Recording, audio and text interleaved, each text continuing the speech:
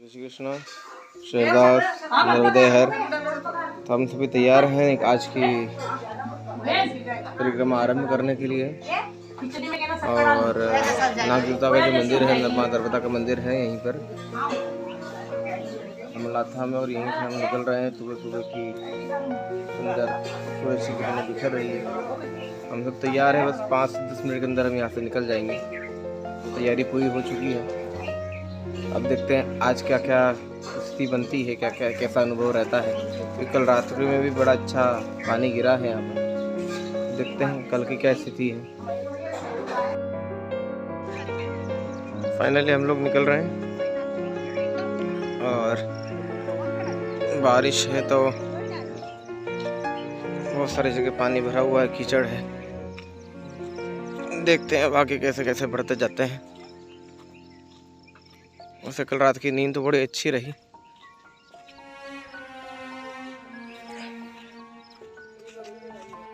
धूप अच्छी है और थोड़ा सा पथरीला रास्ता है, तो चल रहे हैं। अभी तो मंडलेश्वर कुछ देर में पहुंच जाएंगे। कुछ किलोमीटर है मंडलेश्वर, और मंडलेश्वर पहुंच के थोड़ा सा विश्राम करेंगे। उसके बाद फिर हम आगे को बढ़ेंगे। से अच्छा रहेगा आज।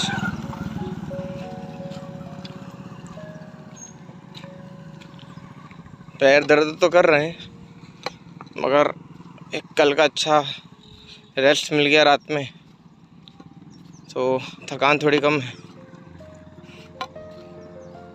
थोड़ा बहुत पथरीला रास्ता है और पानी भरा हुआ है, फिर भी ठीक है, कोई दिक्कत नहीं है।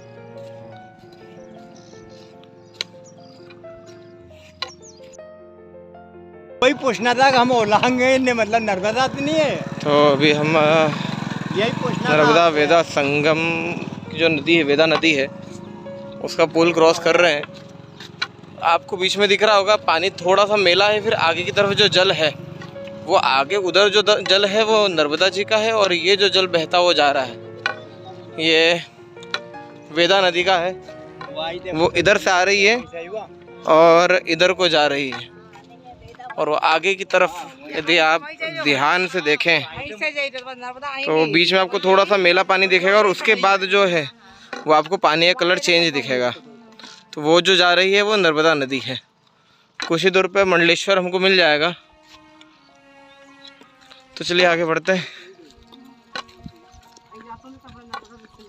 बड़ा सुंदर दृश्य है, देखिए।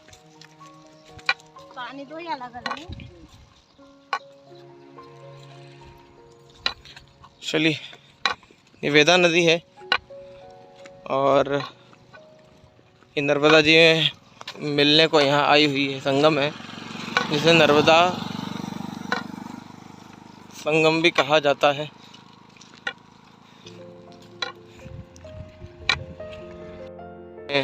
पुल पार किया है और पुल पार करके ही रामकुटी है माकड़ खेड़ा में, और यहीं पर हम सभी रुके हुए हैं। यहाँ अन्न क्षेत्र चल रहा है, तो महाराज जी ने कहा कि आप सब लोग यहीं पहले प्रसाद पाएं, फिर यहाँ से जाएं। वो देखिए, वो डैम बना हुआ है और वहीं से पानी पूरा छोड़ा जाता है आगे की तरफ, और इसके उस तरफ पे पूरा डैम है, और इसके इधर नर्मदा जी विराजमान है, और वहीं पे वेदा नदी का संगम हो रहा है। सीधे हाथ की तरफ से वेदा नदी आ रही है और सामने की तरफ से माँ नर्मदा जी बह रही है, सामने की ओर से आ रही है, और यहाँ से इस तरह से बहती हुई आगे को जाती है। बस हम भी बस इधर से नीचे की ओर उतर के थोड़ी देर में आगे की तरफ बढ़ेंगे और मंडलेश्वर की तरफ हम लोग पहुँचेंगे। तो कुछ समय का विश्राम, फिर हम आगे की तरफ बढ़ेंगे। आश्रम पर कन्या भोजन का आयोजन था संतों के द्वारा, तो बस अभी यहीं पर माकड़खेड़ा रामकुटी पर आश्रम पर कन्या भोजन किया गया है, और उसके बाद अब जो परिक्रमावासी हैं जितने भी, वह सब प्रसादी पाएंगे। उसके बाद हम सब यहाँ से निकलेंगे, आगे बढ़ेंगे। फिर बैठ गए हैं प्रसाद के लिए। हमारे लालन जी बैठे हुए हैं, ये हमारी माता जी बैठी है। देखो, देखे भी नहीं ऐसी है।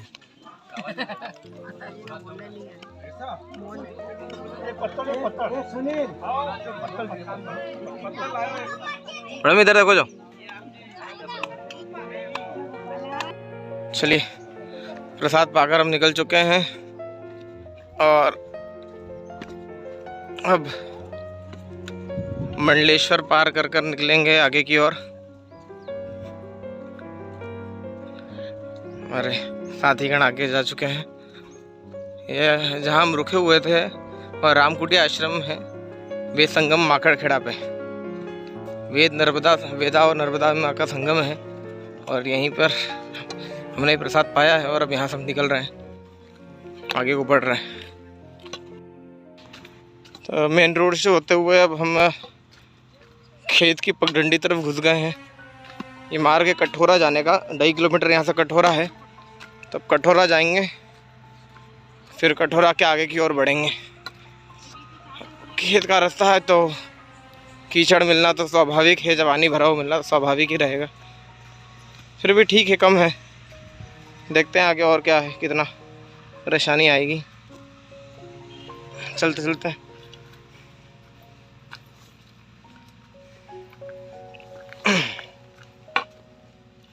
हाँ, शॉर्टकट बनाने पड़ते हैं, क्या करें। इन शिलाओं को देख के ऐसा लगता है मानो गिरिराज जी आ गए हैं। गिरिराज जी की याद आ जाती है इन शिलाओं को देखकर।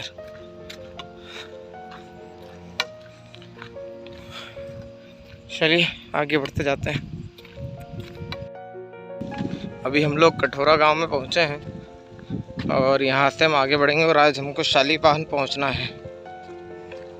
तो कठोरा पार करेंगे। अब कठोरा गांव में प्रवेश किया है अभी, देखिए। तो कठोरा गांव में प्रवेश होगा, उसके बाद हम यहाँ से निकलेंगे और शालीपाहन पहुँचना है। बता रहे हैं 8-9 किलोमीटर है, तो बोल रहे हैं 8, तो थोड़ा बहुत ऊपर मान सकते हैं। और यहीं से हम ऐसा करके निकलेंगे, चलते जाएं। भी तो आज धूप तेज़ है, हमारे कपड़े सब सूख चुके हैं, प्रसादी भी हो गई है। तब सिर्फ चलना ही है हमको सीधे, ज़्यादा कहीं रेस्ट नहीं करेंगे।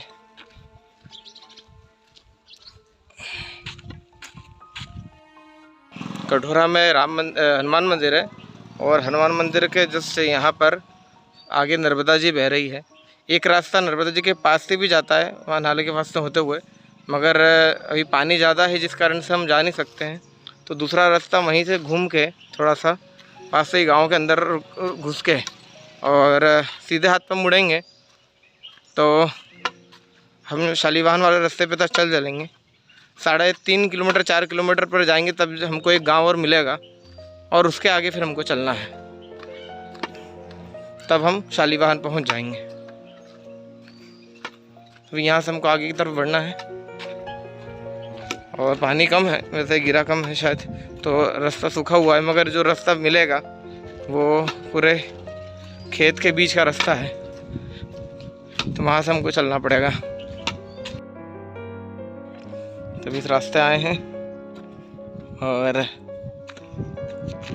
इस पहाड़ के थोड़े से ही पीछे आप यहाँ से देख सकते हैं, आपको नदी दिख रही होगी, नर्मदा जी बह रही है।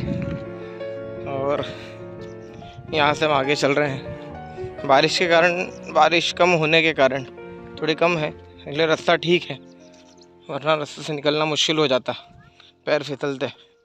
और आसपास सब जगह गड्ढे हैं, नीचे पूरा रास्ता बिगड़ा हुआ है। तो यहीं से हमको चलना है, यहीं से आगे की तरफ बढ़ेंगे धीरे धीरे।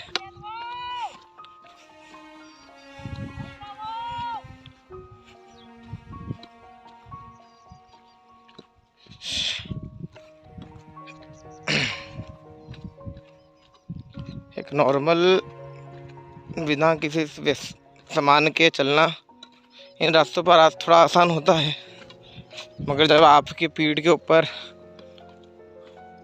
तकरीबन 7-8 किलो वज़न हो और आगे की तरफ 5-1 किलो वज़न हो, तो इतना चलना बड़ा मुश्किल होता है। और जहाँ ऊपर नीचे का रास्ता हो तो और ज़्यादा कठिन हो जाता है। फिर भी चलिए धीरे धीरे चलना है, देखिए पैर ना फिसले, थोड़ा आराम से चलना पड़ेगा।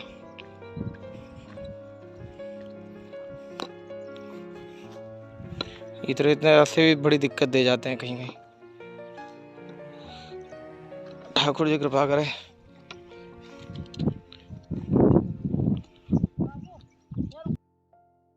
जो लोग कहते हैं ना कि भैया जवानी में तो काम करना चाहिए, तीर्थ यात्रा और परिक्रमा,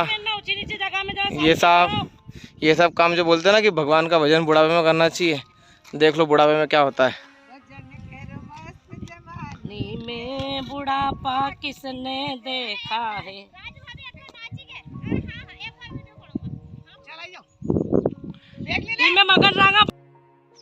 बीच का रास्ता है और अभी एक छोटी नदी पार करी है। और ये रास्ता है पूरा चल रहा है मानो लोगों ने यहाँ पर रेती का खनन कर कर कर रेती छान छान कर यहाँ पे पत्थर पूरे रख दिए हैं। और देखिए ना पहाड़ काट दिए गए पूरे, और सब जगह से पत्थर ही पत्थर, रेती कम हो जा रही है। इस कारण बड़े बड़े गड्ढे हो गए हैं और नहीं भी इसमें रास्ता बना हुआ है, तो बस उन्हीं को पार करते हुए जाना है। अभी तो चल रहे हैं धीरे धीरे आगे आगे।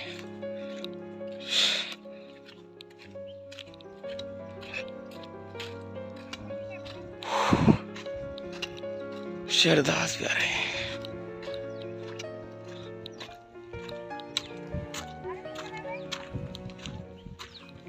अभी बताइए आप, रेत खनन के ऊपर रोक लगाना कितना आवश्यक है वो इस जगह से समझ लीजिए आप। ये देखिए कितनी आवश्यक है रेत खनन पर रोक लगाना।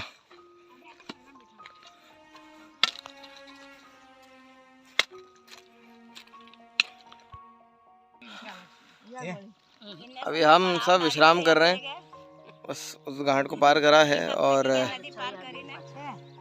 अब हम सब रुके हुए हैं यहाँ पर थोड़ी देर छाँव में विश्राम कर रहे हैं। धूप तेज है तो चल रहे हैं तो थोड़ा सा कष्ट हो रहा है, धीरे धीरे आगे बढ़ रहे हैं। अभी हम लोग बड़ा गांव आ गए हैं, कसरावत बड़ा गांव, और गांव में आगे बढ़ रहे हैं। थोड़ी दूर 2-2.25 किलोमीटर और बता रहे हैं शालीवाहन,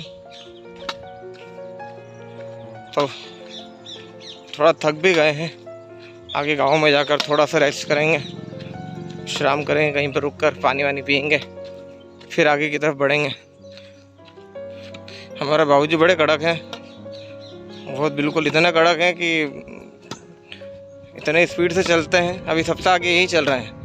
यदि हमारी पूरी परिक्रमा में हमारे ग्रुप में यदि सबसे आगे कोई चल रहा है तो हमारे बाबूजी हैं और एक हमारी बड़ी अम्मी हैं, वो सबसे आगे चल रहे हैं अभी। बाकी सब उनके पीछे पीछे पीछे पीछे आते हैं। वैसे आज मैं दूसरे नंबर पे चल रहा हूँ, थोड़ी सी स्पीड बढ़ी हुई है, मगर लग रहा है कि थोड़ी देर में हालत खस्ता हो ही जाएगी। फिर भी थोड़ा आगे बढ़ रहे हैं आराम आराम से। और हर बाबूजी सबसे तेज चलते हैं अभी। बाबूजी पीछे मुड़ी कर आराम कर दो एक बार। हमारा बाबूजी जामली से है। नर्मदे हर, नर्मदे हर, जय हो।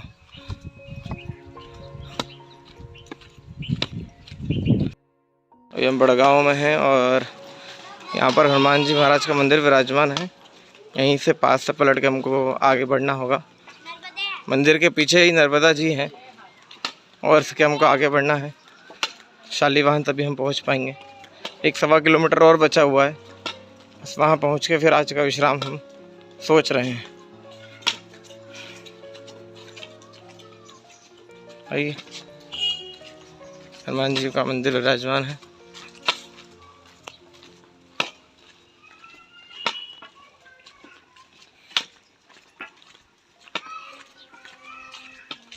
और सामने की ओर पीछे आपको थोड़ा बहुत दिख रहा होगा, मां नर्मदा जी विराजमान है। उधर ना जाते हो हमको इस तरफ मुड़ना है।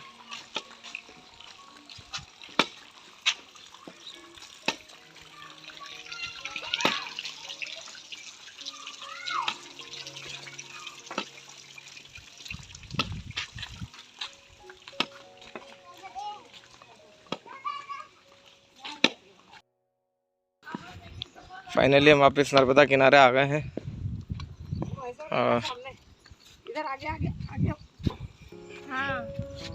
और सामने की तरफ आपको दिख रहा होगा वो महेश्वर है और अभी हम महेश्वर के इस तरफ रहेंगे।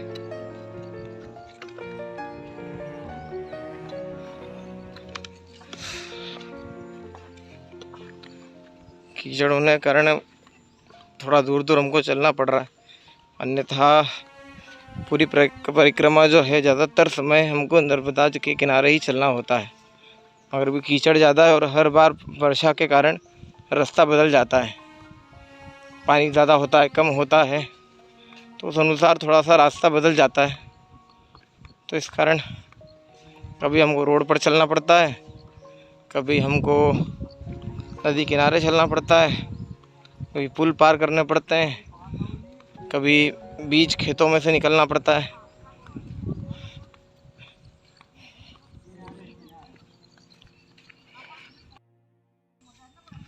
आगे पानी ज़्यादा होने के कारण रास्ता थोड़ा बदलना पड़ रहा है, तो यहीं से निकलना पड़ेगा।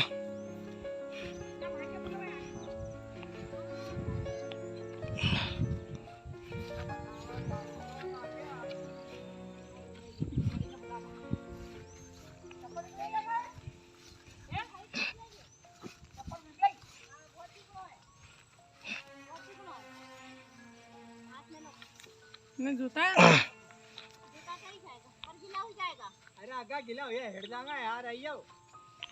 हाँ, इसमें निकलना है और चिकना बहुत है। अभी हम महेश्वर घाट के सामने हैं। ये सामने जो आप देख रहे हैं ये महेश्वर घाट है और अभी हम महेश्वर घाट के अपोजिट साइड पे हैं और चल रहे हैं। कुछ देर में बस पहुंचने वाले। आज वहीं पे हमारा स्टे रहेगा, विश्राम रहेगा। थक भी गए हैं अब तो, क्योंकि आज कीचड़ कम था मगर पहाड़ियाँ बहुत ज़्यादा थी। रेत खनन वाली जगह तो हम देख ही ली है किस प्रकार वहाँ पर बड़े बड़े गड्ढे कर दिए गए और गड्ढों के कारण रास्ता बड़ा ऊपर नीचे हो गया है, तो बहुत थक गए उस कारण से। तो स्टे यहीं पर रहेगा।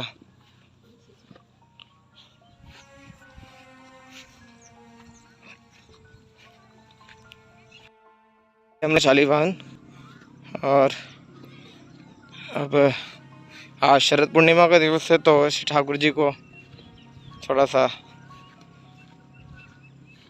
आज उत्सव भी मनाएंगे।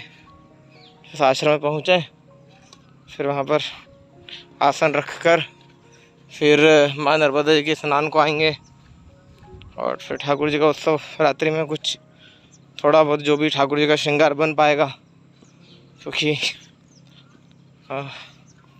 आज तो श्रृंगार ठाकुर जी का जो हो सकता है वो सिर्फ और सिर्फ इससे हो सकता है, फूल और पुष्पों से, मालाओं से। बाकी और कुछ तो अभी है नहीं यहाँ पे। तो यहाँ पहुँचे हम, तो आज यहीं पे छोटा छोटा कुछ उत्सव मनाएंगे।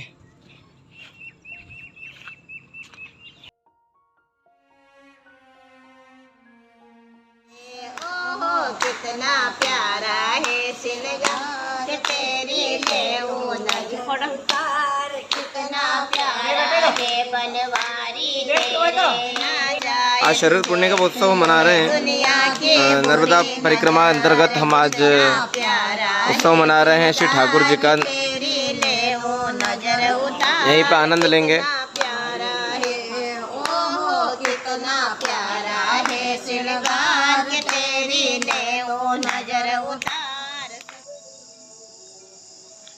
ये आप देख रहे हैं नाइट व्यू है महेश्वर घाट का। मैं दूर हूँ थोड़ा, इस तरफ हूँ, इसलिए प्रॉपर क्लियरली से नहीं ले पा रहा हूँ, मगर फिर भी मुझे अपनी आंखों से बहुत सुंदर लग रहा है। कैमरे की आँख थोड़ी सी ब्लर हो रही होगी, मगर मैं अपनी आंखों से जो देख रहा हूँ बहुत सुंदर है, बहुत सुंदर। तो आप जब भी रात्रि में जब भी आप परिक्रमा मार्ग में आएँ तो शालीवाहन शिव मंदिर पर संध्या के समय कुछ समय रुककर इस दृश्य का दर्शन अवश्य करें। अभी हम शालीवाहन शिव मंदिर पर खड़े हैं, शालीवाहन घाट पर हैं और वहीं से हम महेश्वर घाट का दर्शन कर रहे हैं।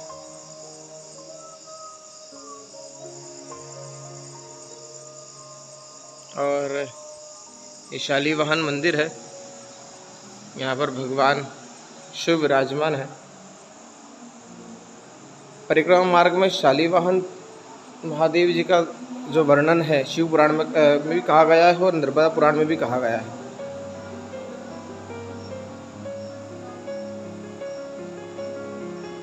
भगवान शिव यहाँ विराजमान है और बड़ा ही प्राचीन मंदिर है। और यहीं से आगे हमारी धर्मशाला है जहाँ हम लोग रुके हुए हैं। बड़ा सुंदर स्थान है, वृक्ष आदि भी हैं और यहीं पर हम सभी लोग जन रुके हुए परिक्रमावासी। यहीं पर परिक्रमावासियों के लिए भोजन की व्यवस्था भी महाराज श्री करवाते हैं और भोजन का शयन करते हैं। सुबह की चाय प्रसादी आदि भी हम यहीं पर लेंगे और फिर हम कल यहाँ से आगे बढ़ेंगे। आज शरद पूर्णिमा का दिन है तो आइए चंद्रदेव के भी दर्शन हम कर लें तो ज़्यादा अच्छा रहेगा। भगवान चंद्रदेव यहाँ विराजमान हैं। आज अपनी पूर्ण कांति को फैलाते हुए भगवान चंद्रदेव। और आज मेरे श्री लालन जी का, मेरे ठाकुर जी का आज रासव महोत्सव है। आज मेरे श्री ठाकुर जी ने अन्य गोपिकाओं की इच्छाओं की पूर्ति की है। सभी गोपिकाओं के मन को श्री ठाकुर जी मोहते हैं और उनकी हर इच्छाओं को श्री ठाकुर जी पूरा करते हैं।